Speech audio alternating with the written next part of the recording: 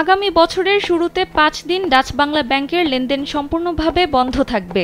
এ সময়ে ব্যাংকের শাখা ও এটিএম বুথ থেকে কোনো সেবা পাবেন না ব্যাংকটির গ্রাহকেরা। তবে ক্রেডিট কার্ড ও মোবাইল ব্যাংকিং সেবা রকেটের লেনদেন চালু থাকবে। বুধবার বাংলাদেশ ব্যাংক এ তথ্য জানিয়েছে।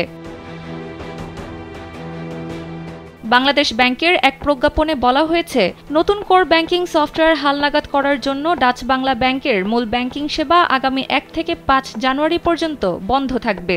এ সময়ের মধ্যে ব্যাংকটির কোনো গ্রাহক শাখায় যেমন লেনদেন করতে পারবেন না, তেমনি ব্যাংকটির এটিএম বুথ থেকেও টাকা তুলতে পারবেন না।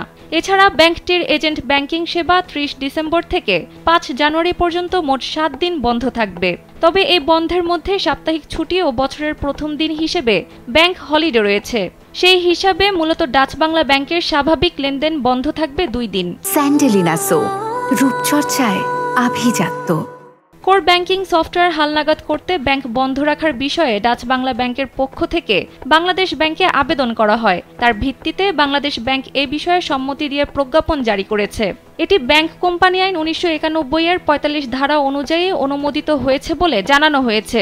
ডাচ বাংলা ব্যাংকের ব্যবস্থাপনা পরিচালক আবুল কাশেম মোহাম্মদ শিরিন গণমাধ্যমকে জানান, বছরের শুরুর সময়টাতে ব্যাংকিং লেনদেনের চাপ কম থাকে, তাই গ্রাহক সেবার মান আরও উন্নত করতে সফটওয়্যার হালনাগাদের জন্য তারা এই সময়টাকে বেছে নিয়েছে।